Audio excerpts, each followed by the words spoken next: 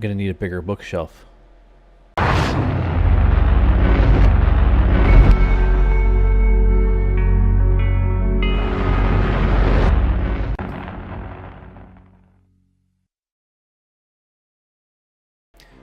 Hey folks, so if you spend any amount of time on this page, you're going to notice that I talk about theme parks probably more than I should. It's just something that I'm really passionate about. I really love going to theme parks. I like everything about what goes into making them work, like all the behind the scenes stuff, like how they make the costumes and how they make the animatronics and the special effects and the design that goes into the architecture and the plants and the queue lines, things like that. Like every little bit of a theme park is there to tell a story, and it's kind of why I like all the same aspects of horror. Like I love geeking out over the special effects, and I like thinking about how did they make that costume or that appliance for the makeup, and are they telling a compelling story? That's really what it's all about, is being able to be entertained for a period of time in the most effective way possible. And I think that theme parks are really that. You pretty much don't get a better bang for your buck. If you go to the movies these days, it costs you like $20 a ticket. And that's for like an hour and a half movie. Now, if you spread that out across the whole day, like rope drop, which is like when the theme park opens till closing time, you could probably fit in, I don't know, 5-6 movies. That easily pays for a theme park ticket. I just think that you get a lot more variety and fun out of going to a theme park than sitting on your butt and watching Netflix all day or something of that nature, especially if you could buy like an annual pass. But anyway, the reason I bring this up is because I want you guys to understand kind of who I am and where I'm coming from with some of the content that I create. So I'm a nut about theme parks, so you'll see a lot of things bring up like this Jaws ride attraction, a book about that. I already own one of the books, Amity 6 to Base. It's a Jaws ride history. It's not a very good book. It's pretty amateur writing, and the pictures in it are black and white and grainy, so it's not the best. But the book that I'm looking at right now is called Adventures in Amity, Tales from the Jaws Ride. And apparently, I've heard some good things about it already. It's really well done. It's a lot longer than this guy right here. This is only about 120 something pages. So this new book that's coming out, or actually just came out, is going to be at least double the length, and it's going to have color pictures.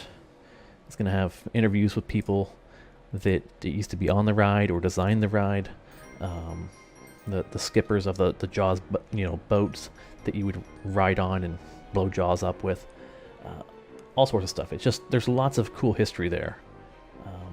So I'm really excited to see what they have to say about this book, because I'm going to order it this week, and hopefully we'll see it come in my mailbox this weekend, so I can, dig into it and give you guys my own review. But anyway, let's take a look at this article. It's brought to you by Bloody Disgusting. Check them out. That's a really good site. So here we go. So it's 286 pages. It's got 30 plus interviews and 200 plus rare, never before seen photos. I like the sound of that. Gone but never forgotten, Universal Studios' legendary Jaws ride is now its own tell-all book in the... Alexa's spying on me. Anyway. So it's got its own tell-all book in the form of Harker Press's Adventures in Amity, Tales from a Jaws Ride, penned by Dustin McNeill. He's a fantastic horror historian. He's done stuff like Phantasm Exhumed and Slash of the Titans. And Slash of the Titans is awesome. It's about Freddy vs. Jason. Look it up. It's really cool. And wouldn't you know it, available today. Yes. Okay. So in the book, you will, quote, set sail with author Dustin McNeill as he goes behind the scenes of Captain Jake's Amity Boat Tours. Adventures in Amity is the ultimate guide to the legendary attraction that once stood at Universal Studios Florida. I love that place. The book contains over 30 new interviews with the ride's designers, engineers, and skippers for an unprecedented insight into its creation and operation. Hear the untold story of the Jaws ride for the very first time from those who were actually there. I was actually there for the first version of the Jaws ride and the second version of the Jaws ride. Awesome. It's a shame that we had to get rid of it to make room for Harry Potter's Diagon Alley, but you know, it's a fair trade-off, I think. But I hope in some alternate dimension there's still Universal Studios Orlando that has a working Jaws ride. You know, that's another thing I kind of subscribe to, is just multiverse theory, but that's another episode. Anyway, highlights of McNeill's latest book include introduction by filmmaker J. Michael Roddy, The Shark is Still Working documentary. I haven't seen that, and now I have to look it up. Features never-before-seen photos and concept art from the ride's original 1989 construction. You'll also hear from park execs about disastrous opening of both Jaws and Universal Florida. Yeah, it was pretty rough. Read about the seldom-seen 1990 Jaws ride that closed down shortly after the park opened. Trace the evolution of the spiel script starting with its original and vastly different 1987 pitch. See rare images of the Jaws lagoon without water. Learn how engineers guaranteed the ride's operational reliability upon its 1993 reopening. Read stories from the 1990/1993 opening teams, as well as the 2012 closing team. Okay. Hear from skippers about working with the sometimes temperamental mechanical sharks. It contains stories about other classic Universal Studios Florida attractions, including Confrontation, Earthquake, and the Big One. An E.T. adventure. Read tales of breakdowns, malfunctions, pranks, celebrity guests, and falling overboard. Contains coverage of the Jaws ride still operating in Osaka, Japan. I definitely want to go see that one, because I've seen some videos of it. It looks interesting, and I just like the way that the spiel actors in Japan do it. They have that really, happy, high-pitched Japanese voice as they're, trying to convey terror to you, but it just doesn't it doesn't quite translate. But it's still awesome.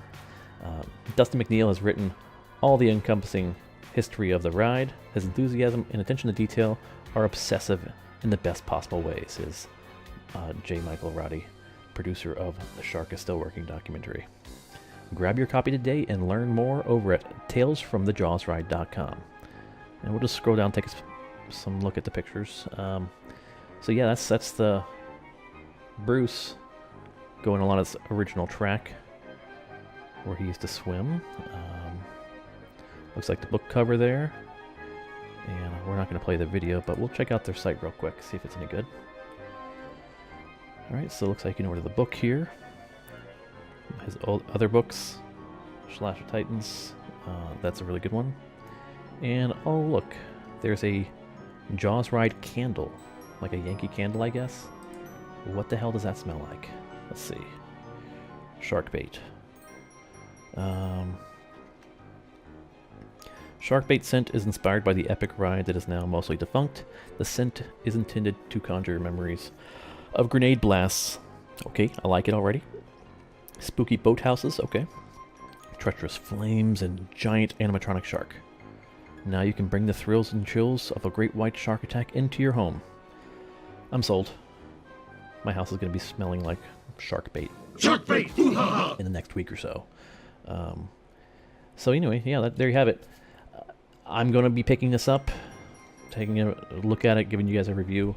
But expect to see more content related to either theme park haunt attractions. You know, like there's Not Scary Farm and the haunting at Alton Towers. Six Flags is having a haunted event. Universal Studios is having a haunted event. You know, Mickey's Not So Scary Halloween, all that kind of stuff. You know, that's all good content that I just want to create for you. I'm also going to be, you know, letting you see books like this, or maybe like this, you know, Haunted Mansion Imagineering.